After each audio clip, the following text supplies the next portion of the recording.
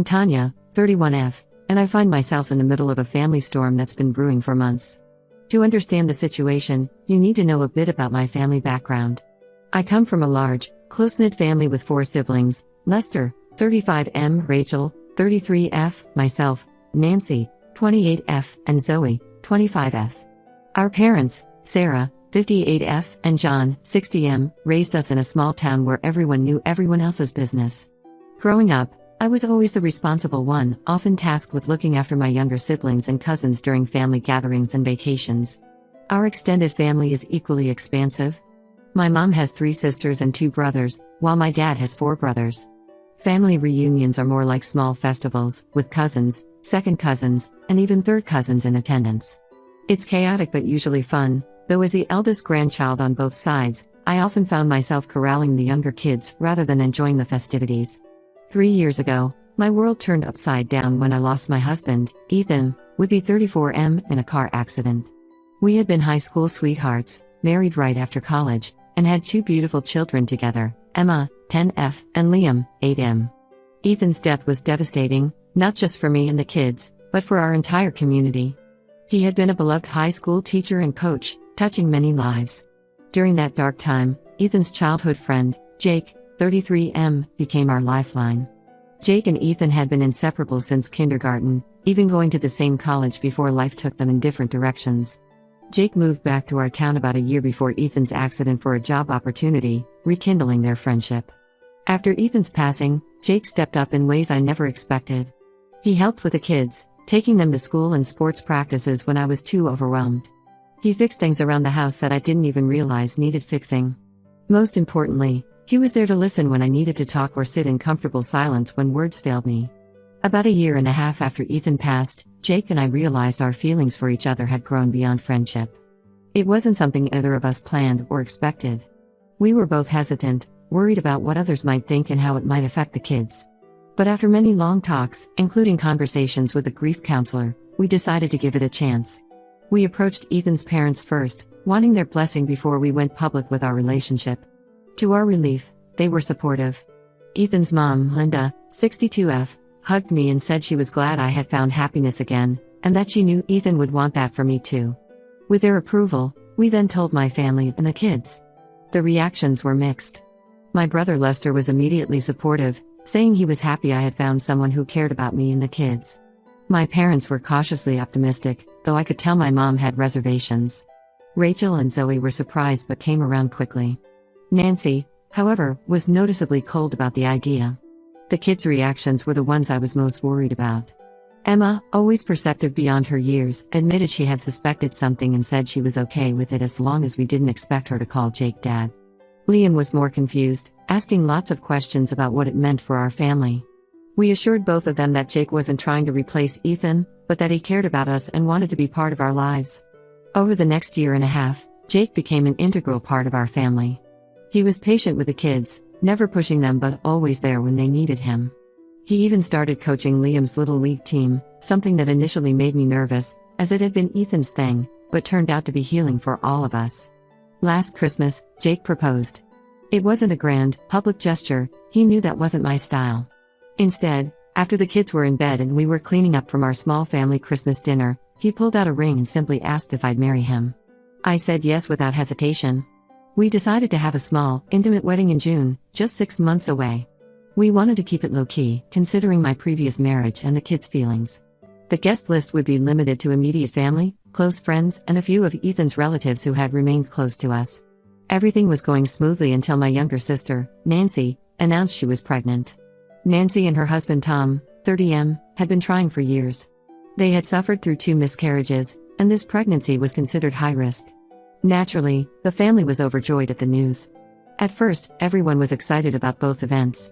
But as time went on, I noticed a shift in my family's attitude. My mom started hinting that we should postpone our wedding. She said it wasn't fair to Nancy to have 2 big family events so close together, especially given Nancy's delicate condition. I explained that we had already booked the venue, sent out invitations, and that postponing wasn't an option. Things escalated when Nancy called me crying, saying I was stealing her thunder and that no one would care about her baby shower because they'd be too focused on my wedding. I was shocked. Nancy and I had always been close despite our age difference. When she was little, she would follow me around like a shadow, and I had always looked out for her. I reminded her that we had planned our wedding before her pregnancy announcement, and that there was plenty of time for both events. My other siblings started taking sides.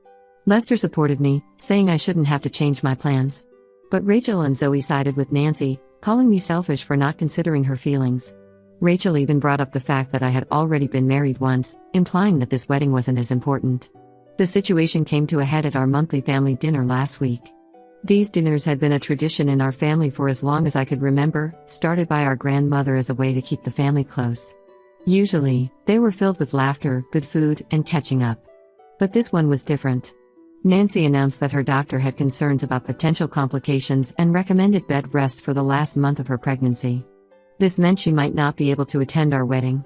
Instead of sympathy, I was met with accusations. My mom suggested we cancel the wedding altogether and just have a courthouse ceremony later. When I refused, she called me heartless and said I cared more about being the center of attention than my sister's health. Jake tried to mediate, suggesting we could live stream the ceremony for Nancy if she couldn't attend. But my family dismissed this idea, saying it wasn't the same. They insisted that if I truly cared about family, I would wait until after the baby was born to get married. I left the dinner in tears, feeling hurt and angry. Jake and I have put so much time, effort, and money into planning this wedding. We chose a date that worked for everyone, including Nancy, before her pregnancy. I feel like I'm being punished for something that's completely out of my control. My dad called me the next day. He's always been the peacemaker in the family, the calm presence in any storm. He said he understood my position but asked me to consider how Nancy might be feeling. He reminded me of how close Nancy and I used to be, recounting stories of how I used to let her sleep in my room when she had nightmares, or how I taught her to ride a bike. He suggested I talk to her one-on-one to clear the air. But honestly, I'm not sure I want to at this point. I love my sister and I'm thrilled about becoming an aunt. But I don't think it's fair to expect me to put my life on hold. Jake and I have waited patiently, considering my grieving process and the kids' adjustment. We're ready to start our new chapter together. Emma and Liam are excited about the wedding too. Emma has been helping me pick out decorations, and Liam is practicing hard for his role as ring bearer. They've both grown so much in the past 3 years, and seeing them bond with Jake has been incredible. I can't help but think about what Ethan would say if he were here. He always encouraged me to stand up for myself, even against family. But he also valued family harmony above almost everything else. I'm torn between honoring his memory by being strong and wondering if I'm being too stubborn. Am I being unreasonable for wanting to keep our wedding date? Should I give in to my family's pressure and postpone? I'm torn between standing my ground and keeping the peace. Any advice would be appreciated. Update 1: It's been about a month since my last post, and a lot has happened. I want to thank everyone for their support and advice. It really helped me gain perspective on the situation. Taking the suggestion of many commenters, I decided to have a heart-to-heart conversation with Nancy. I invited her over for lunch when Tom was at work, hoping we could talk without any interruptions or influences. I spent the morning making Nancy's favorite meal, my grandmother's recipe for chicken pot pie. It was something I used to make for her when she was going through tough times in high school, and I hoped it might help break the ice. When Nancy arrived, she looked tired and stressed. The pregnancy was clearly taking a toll on her. We sat down to eat, and at first, the conversation was stilted and awkward. We made small talk about the weather and her pregnancy symptoms, carefully avoiding the elephant in the room. Finally, as we were finishing our meal, I broached the subject of the wedding. At first, Nancy was defensive, but as we talked, she broke down crying. It turns out, she's been dealing with a lot of anxiety about the pregnancy. Her previous attempts to conceive had ended in miscarriages, and she was terrified of losing this baby too. The doctor's warning about potential complications had heightened her fears. But there was more to it than that. Nancy confessed that she felt like she was living in my shadow. She explained that growing up, she always saw me as the perfect older sister, responsible, successful, married with kids. She admitted that part of her reaction to the wedding was rooted in her own insecurities. She told me about how she always felt like she was playing catch-up. When I got my first job at 16, working at the local library, Nancy had begged our parents to let her work too, even though she was only 13. When I got into my dream college, Nancy had cried for days, worried she'd never be able to match up.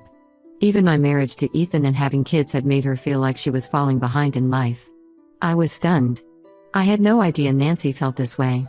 In my eyes, Nancy had always been the free spirit of the family, the one who followed her passions without worrying about conventional success. I shared my own struggles with her, the pain of losing Ethan, the challenges of being a single mom, and my fears about starting a new relationship with Jake. I told her about the nights I spent crying after the kids were in bed, feeling overwhelmed and alone. I confessed that there were times I envied her freedom, her ability to pursue her dreams without the responsibilities I had. We cried together, and for the first time in years, I felt like I truly connected with my sister.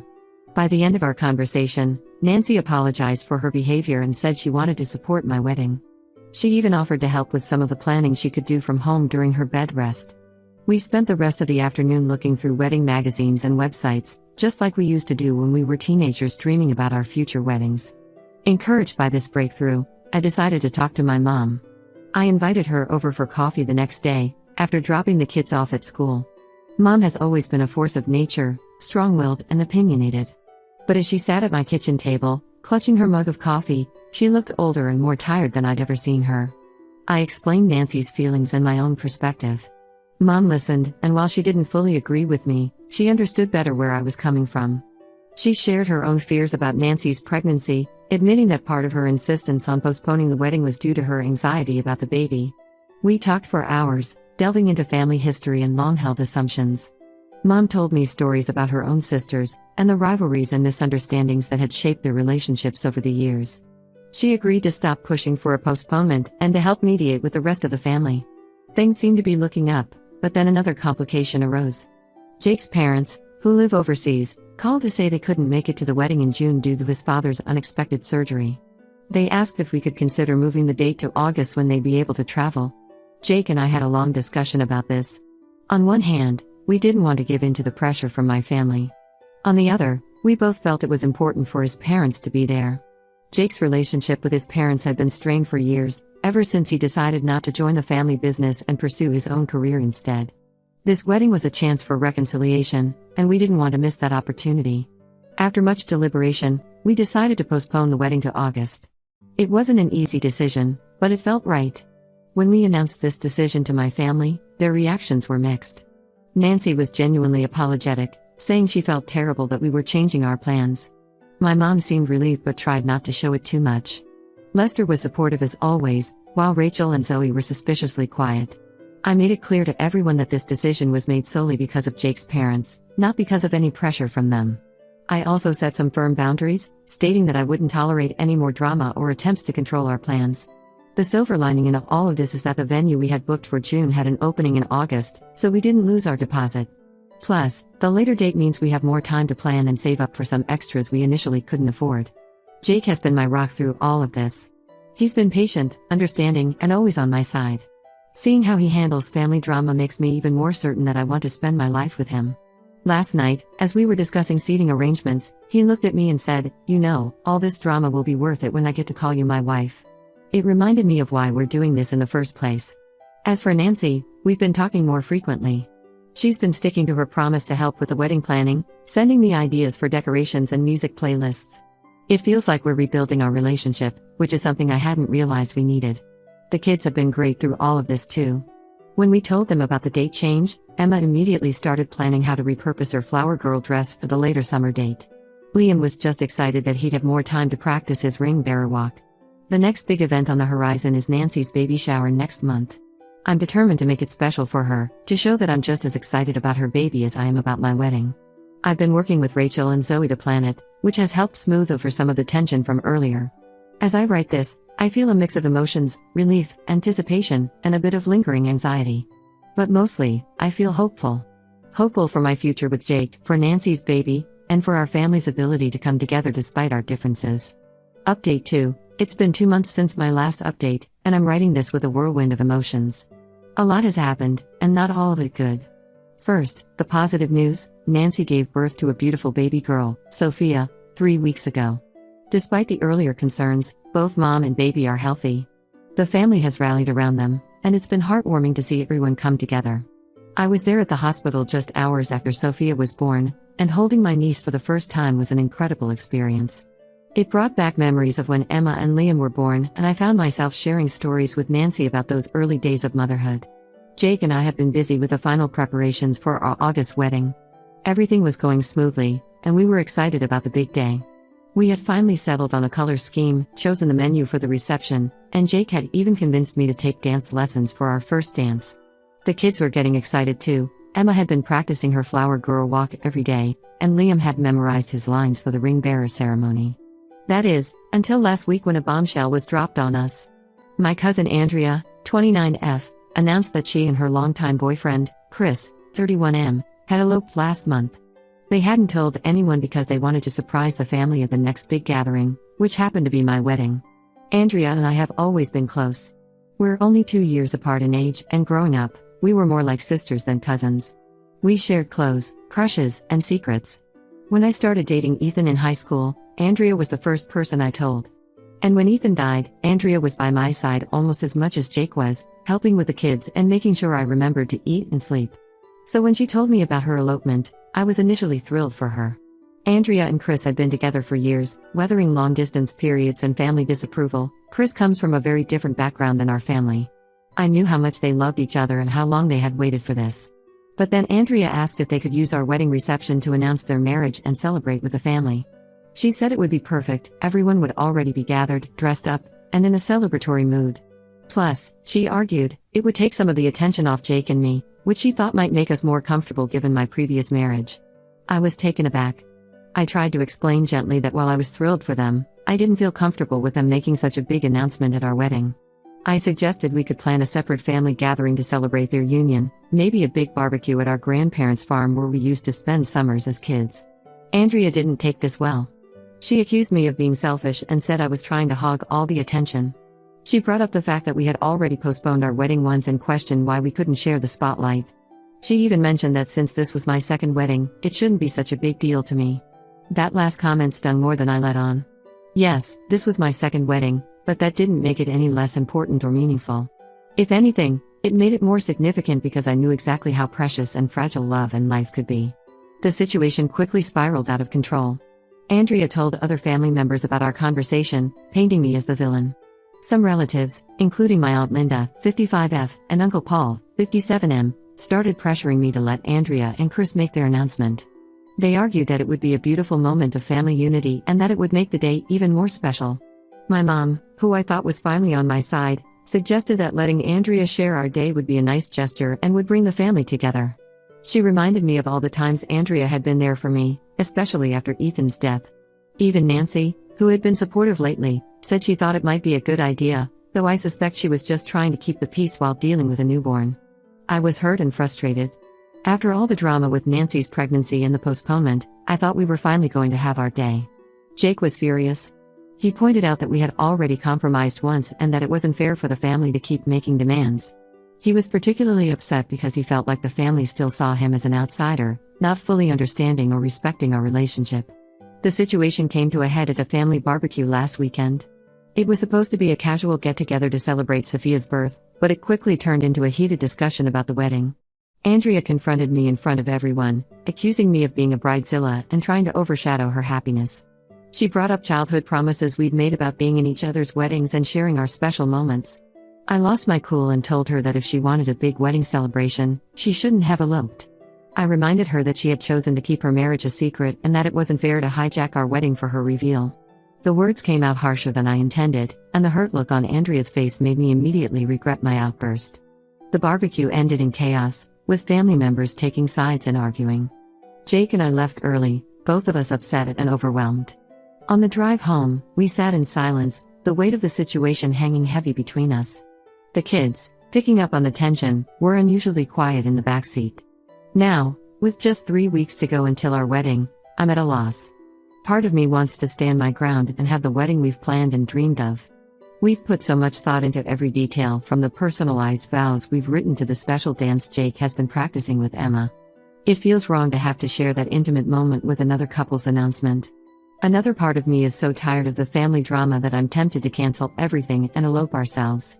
Jake and I have talked about it, just taking the kids and going somewhere beautiful and quiet to exchange our vows without all the fuss and family complications. Jake says he'll support whatever decision I make, but I can see the strain this is putting on him too. He's frustrated with my family's behavior and feels like they don't respect our relationship. Last night, he confessed that he's worried all this drama is making me have second thoughts about marrying him. I assured him that wasn't the case at all. If anything, this whole ordeal has made me more certain that he's the one I want to spend my life with. His patience, understanding, and unwavering support through all of this have shown me the depth of his love and commitment. I love my family, but I'm starting to wonder if all this stress is worth it. Should I give in to Andrea's request to keep the peace? Should we go ahead with our plans and risk further family conflict? Or should we just cut our losses and elope? I never imagined planning a wedding could tear my family apart like this. Any advice on how to handle this situation would be greatly appreciated. Update 3. It's been a whirlwind few weeks since my last update, and I'm finally sitting down to share what happened. After much soul-searching and long discussions with Jake, we decided to stick to our original wedding plans. We realized that if we kept giving in to family demands, it would never end. We sent out a clear message to everyone: our wedding would be about celebrating our love and starting our new life together. Any drama or attempts to hijack the event would not be tolerated. To our surprise, this firm stance actually seemed to work. Most of the family backed off, and even Andrea apologized for her behavior, though I suspect Aunt Linda had a hand in that. Andrea and I had a long, tearful conversation where we both admitted to letting our emotions get the better of us.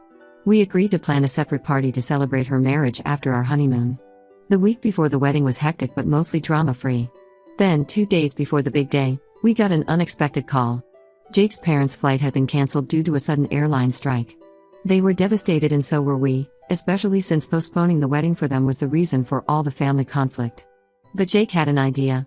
He suggested we set up a live stream of the ceremony and have a laptop at the reception so his parents could virtually attend. Our tech-savvy nephew, Kevin, 17M, volunteered to handle all the technical aspects.